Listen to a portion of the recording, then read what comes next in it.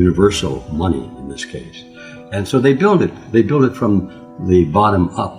And so it looks to me that that's what they're doing now with the monetary system. So they're talking about each country having its own digital currency, and they seem to be going for that. And then they have to swap one for the other through the universal monetary unit. They gradually will give an exchange ratio, I imagine, between the local national currency and the international currency.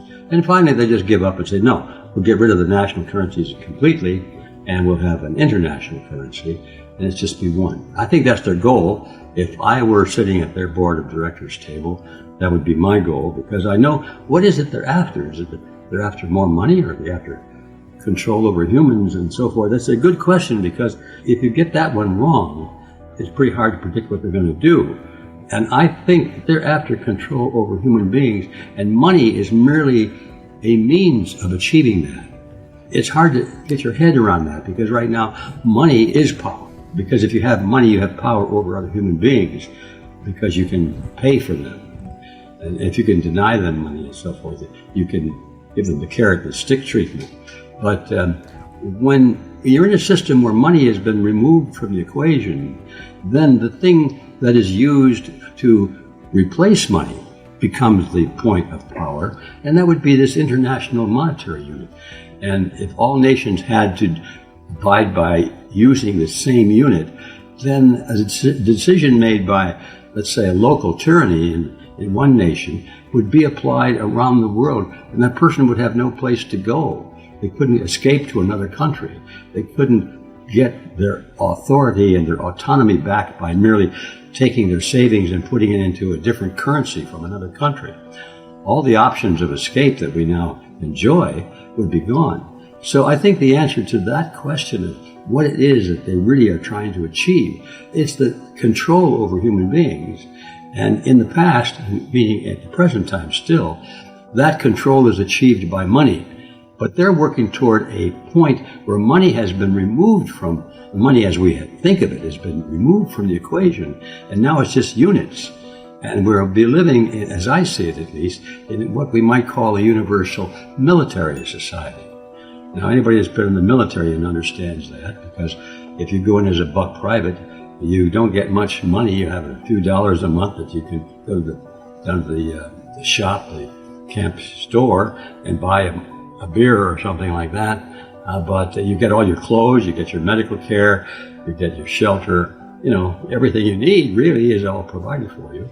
But if you're a general or a sergeant or middle management, you get up into the officers' ranks, you get living quarters, you get better food, and you get better clothes. And if you're really at the top of the rank and you're the 2 or 3 or 4-star general, you've got a big mansion to live in, and you've got a limousine and a driver and an airplane that you can fly around the world in. But it's not yours, but you still command it like it was yours.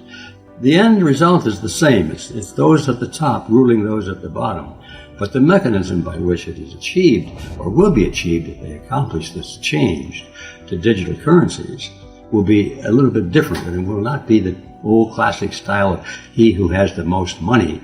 It will be the new classic style of he who has the rank on his shoulder. How many stripes do you have? Or how many stars on your cap? And it may not be visible that way, but it'll be. Remember in the old days, all the top egalitarians all wore silk hats. And the taller the hat means the more money you had. Only the very wealthy could wear the big, tall silk hat. And then the newbies were wearing short silk hats. And you can look at a person and see their rank in society by the clothes they wore. And if somebody down at the working level decided to buy a silk hat, he would have probably been punished in some severe way, because you're not allowed to be an imposter and be part of a class that you're not entitled to be, and so forth. And nobody did that. I mean, you've never seen pictures, those old historic pictures where the bankers or the politicians are speaking before huge throngs of the population. The people in the population section are all wearing their little working caps or bandanas or something, and the guys up on the dais have all got their silk hats on, and nobody in that audience would dare put a silk hat on, because there would be repercussions. Well, it's kind of a dramatic illustration of what actually happens in our society, too. We have to, by the mores of our society, we have to stay in line. And I think we're moving toward more of that in the future, where we will be recognized in some way by the clothes in which we wear. And maybe we won't have stripes on our sleeves or stars on our collars or hats, but there'll be other ways where they'll be able to identify it. And it must be just hold your hand up to the barcode and see how you register, what is your social score.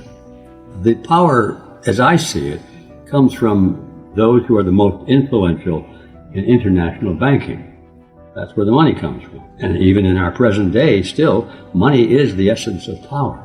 So those with the most money have the most power. They have the most influence over legislative bodies in all countries, most influence in social circles, and private organizations and labor unions and church organizations and so forth. So those are the people. Now, which ones are at the very top and which ones are slightly below, I don't really know. But we can guess that the Rothschilds and the Rockefellers are probably, we just named 2 family dynasties, have to be in that group.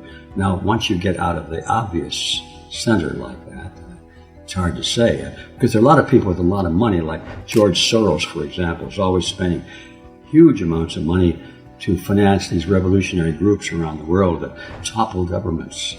And then a little bit deeper, you find out that it looks like Soros himself gets his money from the Rothschilds.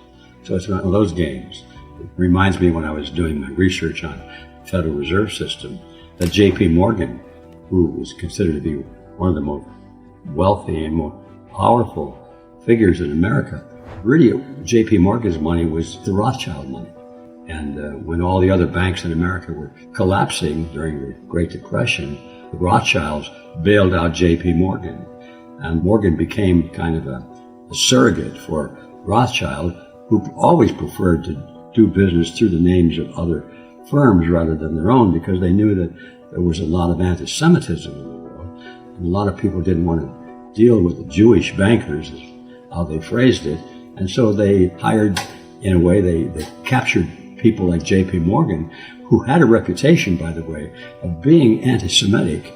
And so they got J.P. Morgan to represent them indirectly, and the people who were dealing with J.P. Morgan had no idea that they were really dealing with Rothschilds. But this kind of thing makes it difficult for characters like me to figure out at first who really is behind this, because there's a lot of deceit, and it's very professionally orchestrated deceit.